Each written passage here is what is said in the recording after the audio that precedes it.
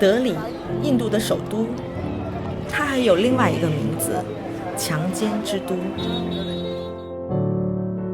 2012年12月16日，就在德里发生了一起震惊世界的黑公交轮奸案。英国广播公司以此事为题拍摄纪录片《印度的女儿》，在2015年3月8日上映，引发了全球的热烈反响。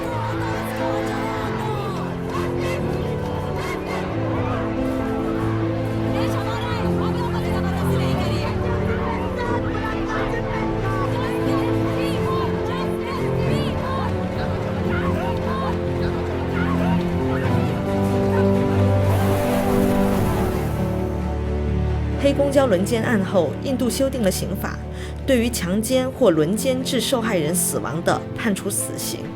但是，即便如此，女性遭到骚扰、强奸的案件仍然没有因此下降。The latest statistics that have come from the National Crime Records Bureau in India this year, it says 93 women in India are raped every single day. And these are the official statistics.We have to understand that these numbers are way higher than that. I mean, there has been another report that says that 2 women are being raped every single hour in Delhi itself.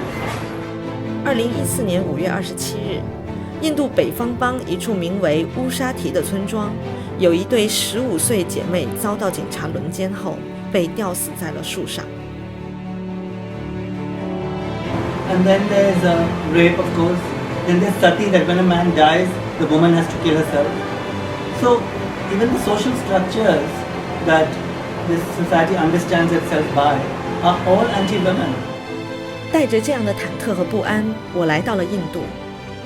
在大街上，我很自然地感觉到对女性的不友好。街边的男人都对我投来了奇怪的目光。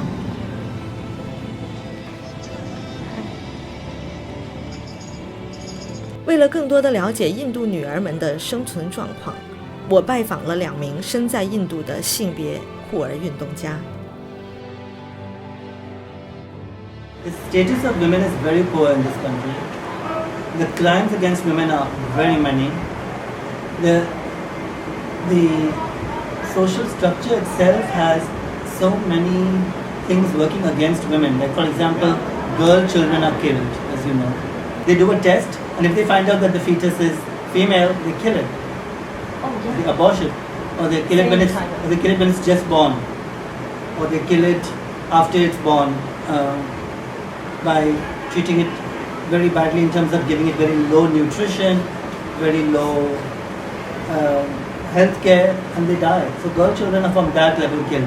Then there's dowry. You know, that's when you marry, you have to give. If you're a girl, you have to give so much money and gifts and all this. And there again.Many women are killed because if the man kills the woman, he can marry again and make some more money.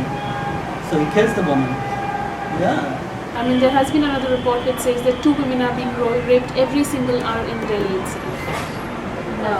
And you know, these are official statistics because not every woman who's being raped is actually going and reporting. The numbers are gradually increasing because of so much of movement around it, so much of support that has come in, that, you know, we are encouraging victims to come out and speak out, even if it is against, the perpetrators who belong to their family. And that is a fact. Abuse happens everywhere. Abuse in India happens within homes as well. It is about spreading awareness. It is about letting people know that it is your body. You have a right on your own body. And it is okay to have questions about your own body. Well, in fact, I think that men have all the freedom. They do what they like. As I was telling you yesterday, this whole country in terms of men is bisexual because the men are having sex with everybody. Men, women, dogs, cows, anyone they have sex with. No problem. But women, because they don't have the same kind of mobility, they don't have the ability to live alone, they don't have the ability to challenge society in the way that men can easily do it. Men can walk on the streets in the night, a woman can't. In Delhi, you will be raped after 7 o'clock. It's crazy, this place. So, and this is Delhi, it's the capital. Think about the villages. It's much worse. So my point is, women simply don't have the mobility to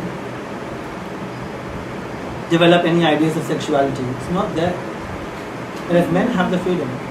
And that's what I'm saying. That's why I'm saying We need a women's lesbian movement, because only when they fight for their rights and they fight for the, and it's not easy, you know. For example, this Aditi and these other girls whom you met yesterday, they just had a meeting. It's quite interesting. They're all bisexual women or lesbian women, whatever. They had a meeting where they just wanted to meet in a public space and talk about women in a public space.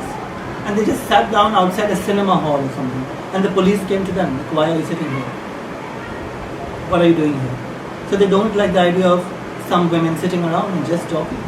And they said, we are just women, we are sitting and talking. No, please move away from here. 印度有着2000多年传统的种姓制度，这对印度的婚姻、女性地位也产生了很大的影响。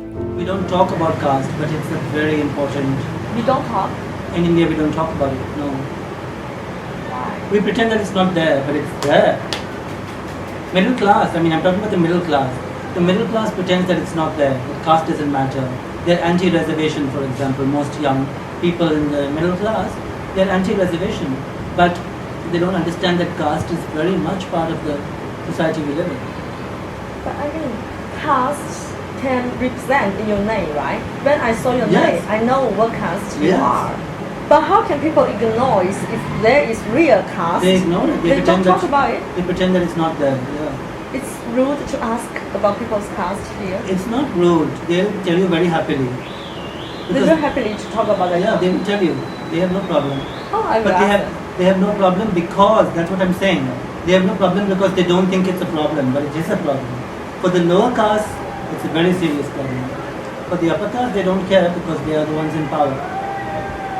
A lot of girls who have been raped belong to the Dalit community, which is the lowest in the caste system. A lot of the rapes in the villages happen with the girls from the Dalit community, which in itself says that they are the, how they are used and abused and how they are treated. It is it clearly can be seen. So caste it's very unfortunate that in today's time and world, in a country like India, caste system is still such a strong thing in the mentality. I just feel, sometimes it has to be about choice. I think sometimes, for caste, it's about why did God choose to make somebody higher and lower? No, like rationalize everything in your head.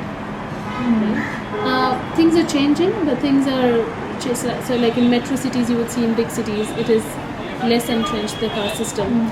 But it's different when you go to the smaller cities and then in the rural areas where it is really, really, really strong still. I mean, there are communities, if you have intercaste marriage, they would shoot you. Even if you're their kid, they're just going to shoot you because intercaste marriages are not allowed, it is unacceptable. 当地的运动家谈及了媒体的报道对运动的推动作用，同时呢，他们也对政府的敷衍态度表示非常的不满。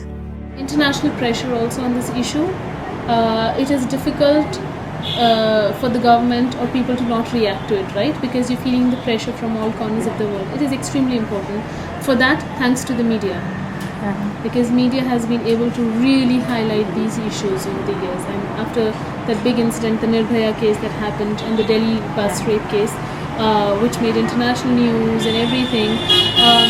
But the fact is, there are 93 rapes that happen in India every single day, right? And this is the reported statistics. I'm not even talking about the unreported statistics, which are way higher than that.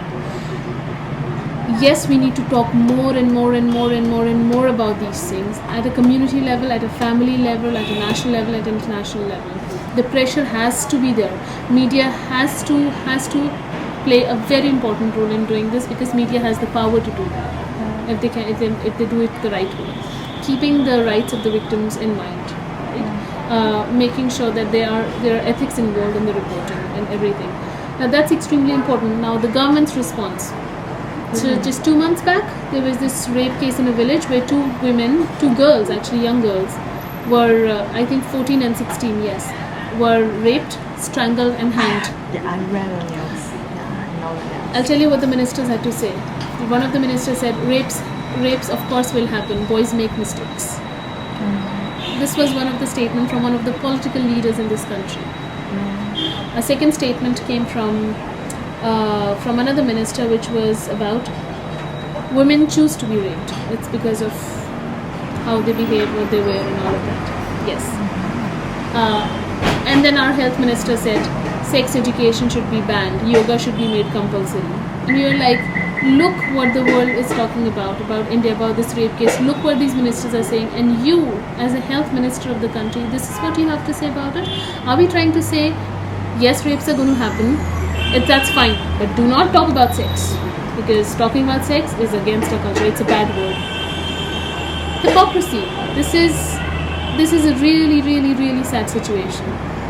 I would have expected, I don't know, like these political remarks from political leaders was so disgusting. I felt ashamed to be living in a country where you have such politicians. Where there should have been much more action and support from the government on these things. Media has thankfully played an important role. I hope they play an even more powerful role in getting these things out and getting these stories out, and internationally. That's extremely important, because we are living in a connected world now. We are not living in isolation. It's a connected world. Global pressure has to be felt about things.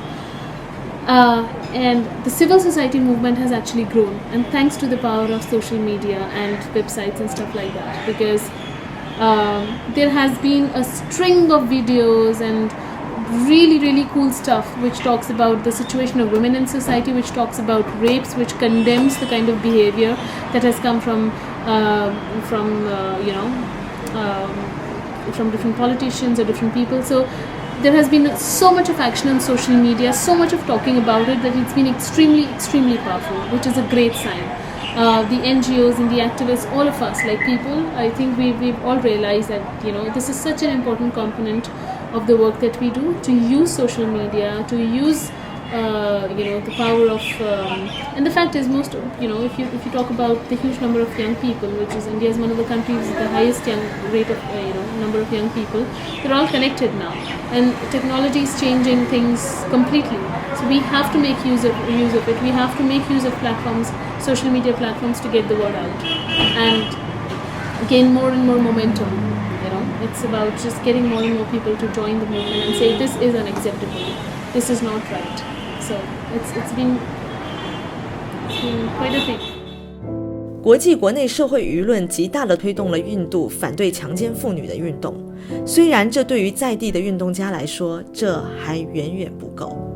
So the idea is that they think you're a prostitute, because how can you be a woman who wants to be in the public space? You must be a prostitute. Or they just don't want women in the public space because that's the danger of rape and whatever else. So my point is, unless women stand up and say no, we will not tolerate this, it's not going to change. And India is a huge country, just like China. Yeah. So, any movement that you start, you cannot expect the mindsets to change like in one single night or 1 week or something. It is a process. It is, something that I always say. This movement is important because the results will not be seen now. At this point in time, the results are going to be gradual. There's something that we're going to see today. But in the long run, imagine what the work that we are doing and the movement that you start, what will it reflect in the next 50 years or then in the next 100 years. Imagine the world for these kids who would be maybe, who would be living in a world which is going to be much more free, much more gender equal, much more sensitive about just about everything and everyone. 想想50年后的情形，或许我们会对印度的女性未来有更多的信心。